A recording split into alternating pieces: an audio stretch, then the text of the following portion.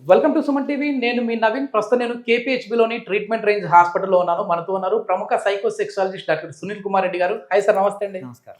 Sir, ఒకప్పుడు పెళ్ళైన తర్వాత పిల్లలు పుట్టారంటే ఓకే, ఇడు మగాడ్రా బుజ్జి అనేవాళ్ళు. కానీ ఇప్పుడు ఏంటంటే పెళ్ళయి పిల్లలు పుట్టిన తర్వాత కొన్ని రోజులకి, అంటే కొన్ని సంవత్సరాలకి, 35, అతనికి 35 సంవత్సరాలు, 40 సంవత్సరాలు వచ్చిన తర్వాత అంగస్తంభన సమస్యలు వస్తూ ఉన్నాయి. సో ఇప్పుడు పిల్లలు వచ్చారు, పిల్లలు పెరిగి పెద్ద అయిపోతూ ఉంటారు, వీళ్ళకి మాత్రం ప్రాబ్లమ్స్ వస్తూ ఉంటాయి. సో ఏంటి, ఎందుకు ఈ 40 ఇయర్స్ ఆ ఏజ్లోనే ఎక్కువ అంగస్తంభన సమస్యలు వస్తూ ఉన్నాయి? దీనికి సొల్యూషన్ ఏంటి సార్? సో ఇప్పుడు మీరు అన్న ప్రశ్నలకి ఏంటి అంటే 40 అబోవ్ ఏజ్ వాళ్ళకి ఎరెక్టైల్ డిస్ఫంక్షన్ వస్తున్నాయని. మీరు అన్నట్టు ఫ్యామిలీ కంప్లీట్ అవుతుంది, అంటే పిల్లలు పుడతారు, వాళ్ళకి మంచి ఏజ్ ఉంటుంది, వాళ్ళ లైఫ్ని లీడ్ చేస్తుంటారు. కపుల్ ఏంటి అంటే శృంగారం పరంగా దూరంగా ఉంటారు. సో అప్పుడు ఆలోచిస్తే ఏంటి అంటే ఈ సెక్షువల్ డిస్ఫంక్షన్స్ వల్ల వాళ్ళు దూరంగా ఉంటారు. ఈ అంగస్తంభన లోపాలు ముఖ్యంగా 60% ఆఫ్ ద మేలు ఈ 40 ఇయర్స్ తర్వాత ఈ అంగస్తంభన లోపాలతో బాధపడుతూ ఉంటారు. సో వీళ్ళకి ఎరెక్టైల్ డిస్ఫంక్షన్ వల్ల సెక్షువల్ యాక్ట్ చేయాలనుకున్న కోరిక ఉన్నా, ఇద్దరిలో కపుల్లో కోరిక ఉన్నా కానీ వాళ్ళు ముందుకు వెళ్ళలేరు.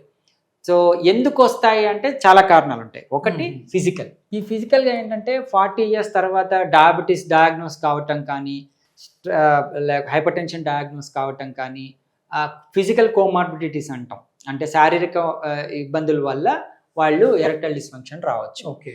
ఇంకొకటి మెంటల్ హెల్త్. ఈ మెంటల్ హెల్త్ ఏంటి అంటే ఉద్యోగంలో అతను స్ట్రెస్లో ఉండిపోయి ఇన్ని రోజులు ఫ్యామిలీతో చేసుకోవాల్సిన అన్ని కంప్లీట్ చేసుకుంటూ యాంగ్జైటీ కానీ, డిప్రెషన్ కానీ, వాటి వల్ల ఈ మెంటల్ హెల్త్ ఇష్యూస్, ఈ రెండింటి వల్ల కూడా అతనికి అంగస్తంభన లోపాలు అనేవి రావచ్చు. అంటే దీని ట్రీట్మెంట్ ఏంటి? ఇప్పుడు ఈ ప్రాబ్లం వచ్చిన వెంటనే ఎవరిని కన్సల్ట్ అవ్వరు.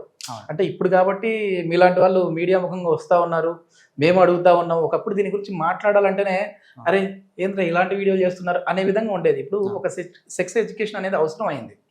సో వయాగ్రా వరకు వెళ్ళిపోతూ ఉంటారు ఇట్లాంటి వాళ్ళు.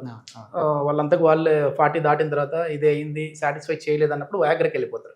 ఆ వయాగ్రా రీప్లేస్ ఏముంది సార్? సో ఈ ఎరెక్టైల్ డిస్ఫంక్షన్స్ ఏంటి అంటే ఈ యంగ్ ఫెలోస్ యూజువల్లీ 40 తర్వాతే సెక్షువల్ ఫంక్షన్ ఎక్కువ అవుతుంది. ఎందుకంటే మెచ్యూర్ మైండ్ ఉంటుంది, పార్ట్నర్ కూడా సహకరిస్తుంది, కాబట్టి వాళ్ళు ఈ సాంసారిక జీవితాన్ని 40 పైనే ఎక్కువ ఎంజాయ్ చేస్తారు. బట్ ప్రాబ్లం అంతా ఏంటి అంటే ఏజ్ అయిపోయింది అని చెప్పేసి పురుషుడు ఏమవుతాడంటే నాకు ఇంతేనేమో అని చెప్పేసి వాళ్ళు డిస్కస్ చేయరు. ఓకే. ఒకవేళ తగ్గిపోయినా కానీ ఆ స్టిగ్మాలో ఉండి వాళ్ళు ఎక్స్ప్రెస్ చేయలేరు. Okay okay. సో ఇప్పుడు ఏంటంటే మీడియా అవగాహన కావచ్చు, మీలాంటి అంటే ఎడ్యుకేషనల్ సెక్షువల్ ఎడ్యుకేషన్ ధైర్యంగా ఇచ్చే వాళ్ళు కావచ్చు, దానివల్ల ఏంటంటే చూసుకొని మనం అప్రోచ్ అవ్వడం అనేది జరుగుతుంది. Okay okay. సో వీళ్ళకి ఏంటి అంటే ఈ ఫిజికల్, నేను చెప్పాను కదా, ఈ ఫిజికల్ ఈ మెంటల్ హెల్త్ ఇష్యూస్ ఏమన్నా ఉంటే వీటిని కరెక్ట్ చేయాల్సి వస్తుంది.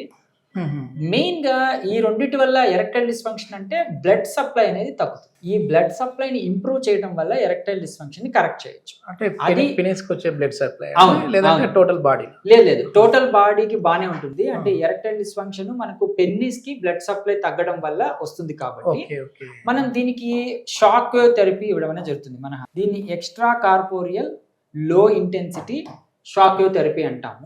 ఇది ఏం చేస్తుంది అంటే వాళ్ళకి హిస్టరీ, అంటే ఎప్పటి నుంచి అంగస్తంభన లోపాలు ఉన్నాయి, ఆబ్వియస్ గా ఫ్యామిలీ కంప్లీట్ అయిందంటే అతను పురుషతత్వం నిరూపించుకున్నట్టే.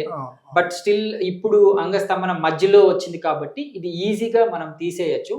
ఈ మనం షాక్ వేవ్ థెరపీ ఇవ్వడం ద్వారా వాళ్ళ పర్ఫార్మెన్స్ ఇంప్రూవ్ అవుతుంది, ప్రిమెచ్యూర్ ఎజాకులేషన్ కరెక్ట్ చేయొచ్చు, పర్ఫార్మెన్స్ యాంగ్జైటీ కూడా కరెక్ట్ అవుతుంది. ఈ వీడియో చూసే వాళ్ళు భయపడుతూ ఉంటారు, షాక్ వేవ్ అంటున్నారు కదా సార్, ఏంటి అంగానికి షాక్ పెడతారా అనేసి. షాక్ వేవ్ అంటే ఏంటంటే? ఈ షాక్ వేవ్ థెరపీ అంటే ఏంటి అంటే ఈ షాక్ అనేది బేసిక్ గా ఈ పేరులోనే భయం ఉంది సార్. అవును, ఈ ఎలక్ట్రిక్ షాక్ అనుకుంటాము. ఇది ఏసీ కరెంట్ కానీ డీసీ కరెంట్ కానీ ఎట్లాంటి ఎలక్ట్రికల్ స్టిమ్యులేషన్ కాదండి.